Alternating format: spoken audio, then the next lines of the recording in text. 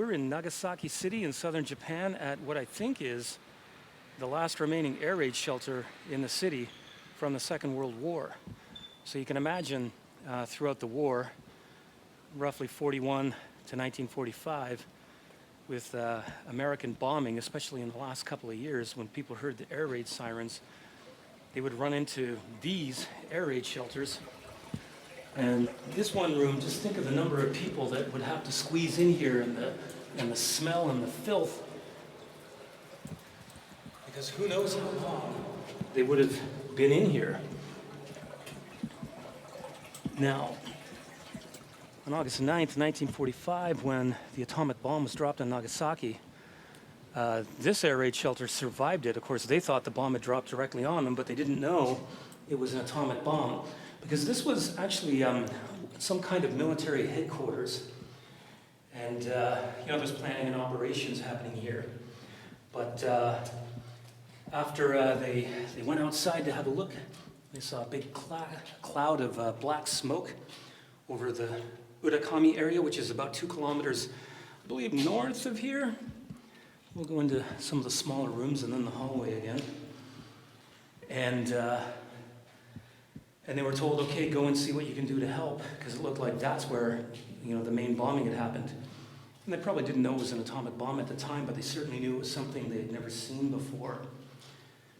And people would have been crowded in here. They would have had batteries and, portable lights and food stored, things like that. And this did become actually a relief center in the city. So immediately, this is where they started planning the relief and the aid to the people that were suffering from the bombing.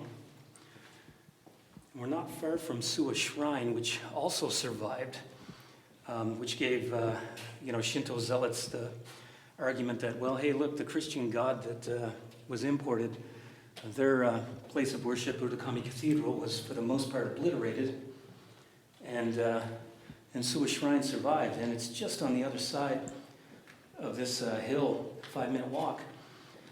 But anyway, that's a little stroll through this air raid shelter in Nagasaki City. And since I still have more time on the video, I think I'm just going to go one more walk through.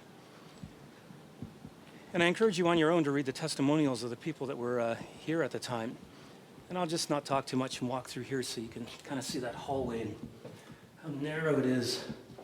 And think about all the people that would have crowded in here when the air raid sirens went off.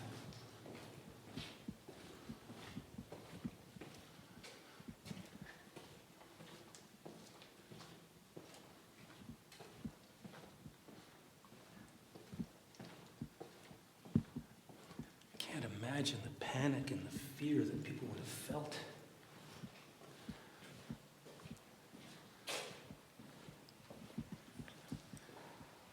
And originally, these rooms probably were for military operations. What I read is correct. Peek down the hallway here.